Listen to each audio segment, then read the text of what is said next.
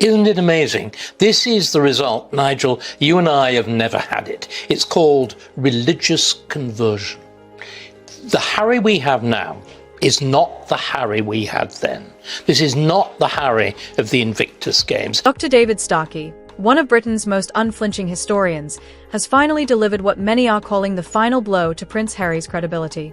With the authority of history behind him, Starkey declared, "He's destroying himself." Those 5 words didn't just sting, they landed like a hammer on an already crumbling wall.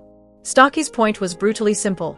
Harry isn't being destroyed by the tabloids, by palace officials, or even by critics like Lady Colin Campbell, Angela Levin, or Tom Bower. Harry, does he actually know what Invictus means? Invictus means undefeated, not a victim.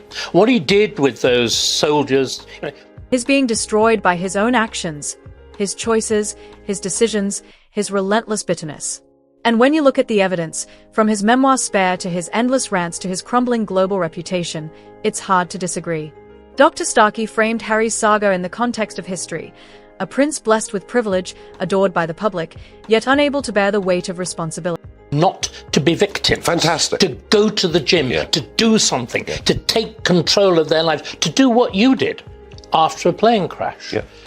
What has he done now? He's been persuaded of the doctrine of woke. Instead of building on his reputation as Diana's son and the soldier prince, Harry tore it down piece by piece.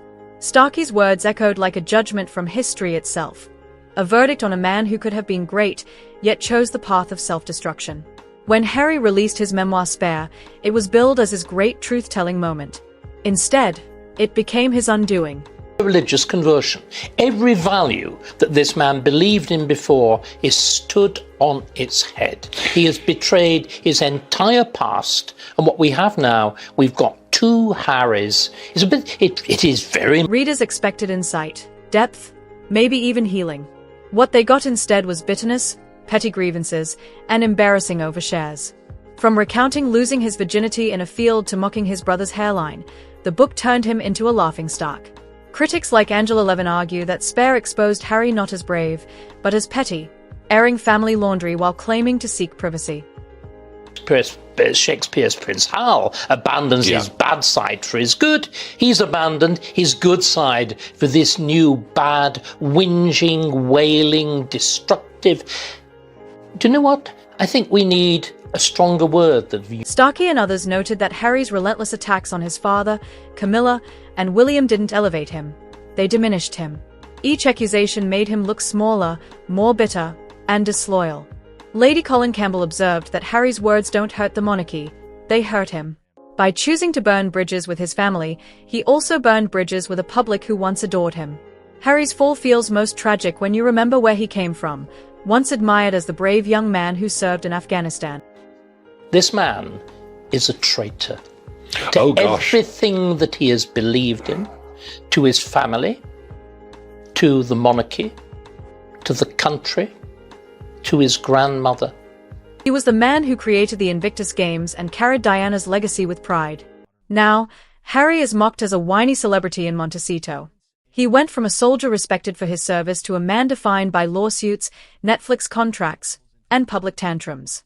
Angela Levin put it bluntly, Harry wanted freedom, but what he found was irrelevance. Perhaps the most devastating part of Starkey's verdict is that Harry's crisis isn't confined to the UK. Gospel which is purely of the self. It discards every other obligation. Duty, service, all these concepts are gone. All the things that were so exemplified by the late Queen, and instead... In America, where he once enjoyed a warm reception, patience is wearing thin. Spare was mocked on late-night shows. Netflix fatigue set in after endless Sussex content, and opinion polls show that Harry and Meghan's popularity has cratered, even among young Americans. Tom Bower concluded that Harry traded duty for drama, and it cost him everything. Dr. David Starkey's words cut through all the excuses. Harry is destroying himself. We had a dispute about a tiara, a bridesmaid's dress. Do you know what? My bedroom was smaller than my brother's. Look at this list of absolute trivia, which is, on the scale of... The memoir that backfired. The attacks on his family. His fall from soldier to celebrity, and his global image crisis. All of it proves that Harry isn't a victim of circumstance. He is the author of his own downfall. In segment 2, we'll dive deeper into the chorus of voices, Lady C, Angela Levin, Tom Bower, all reinforcing the same brutal conclusion. And we'll examine Meghan's role in the unraveling. Barely specks of dust, and they're not transformed into mountains, they're transformed into mountain ranges, Himalayas, lunar structures, and the sheer, finally... The public's growing backlash, Starkey's historical parallels, and why Harry may already be beyond saving. Dr. David Starkey's words may have landed the final blow, but he was far from alone in his judgment. In fact, his verdict only echoed what other commentators, from Lady Colin Campbell to Angela Levin to Tom Bower, have been saying for years. The difference now is that the chorus is so loud, so unified, that it's nearly impossible for Harry to dismiss it as tabloid noise. Whatsoever. I think we've directed much of our ire at Meghan over the course of the last couple of years. I think he really is the problem. It's he that's betrayed his family. Lady Colin Campbell has long argued that Harry's downfall would not come from the media, but from within. She has described him as a man unable to control his temper, unable to separate love from obsession, and too quick to sacrifice duty for grievance. To Lady C, Harry's attacks on his family were never acts of bravery, but signs of emotional instability. Starkey's assessment only confirmed what she had warned.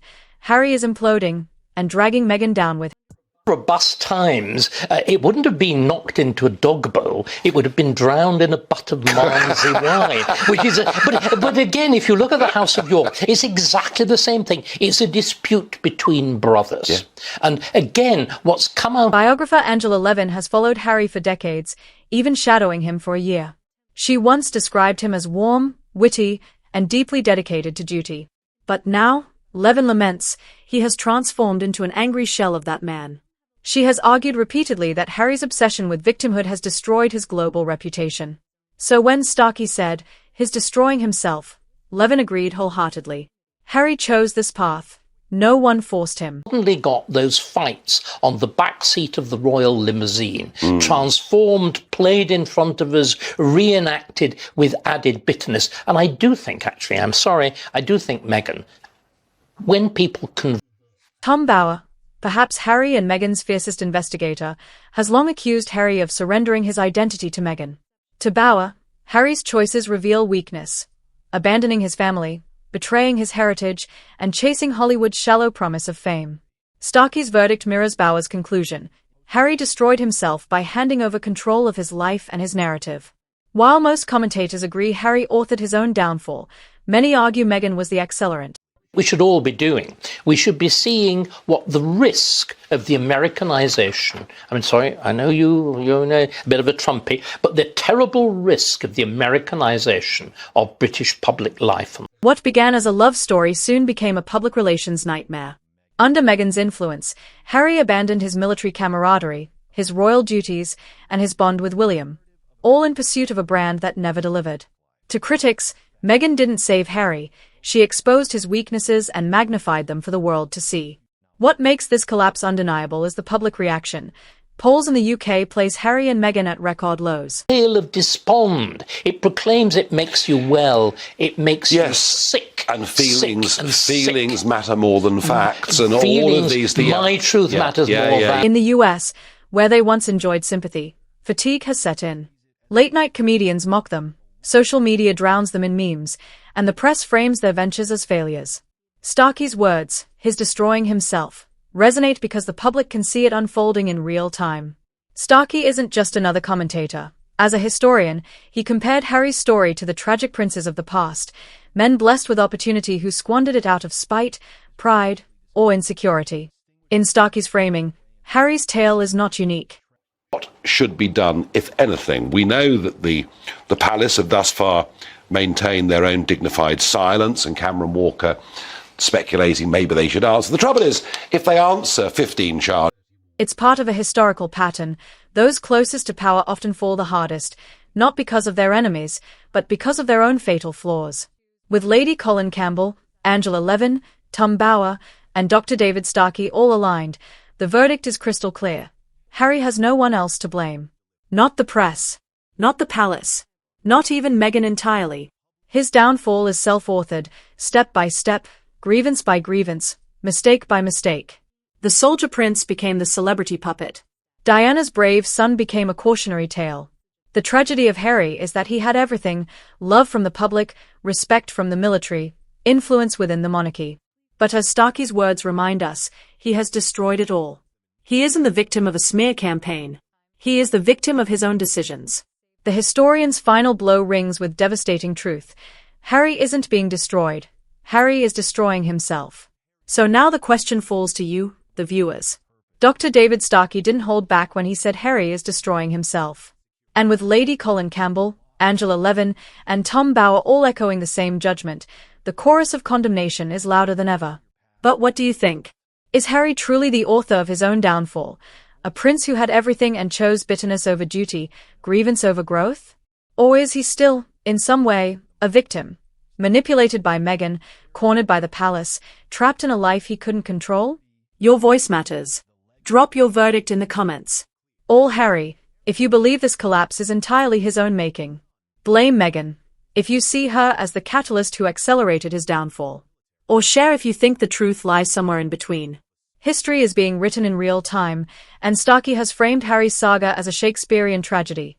The prince who could have been great, undone by his own fatal flaws. But maybe, just maybe, you see it differently. So don't just watch, participate. Comment your verdict, hit like, and subscribe, because in our next episode we'll explore an even sharper question. If Harry truly is beyond saving, what does his future look like? Will he fade quietly into obscurity in California? Or is there still a way back from the wreckage he created?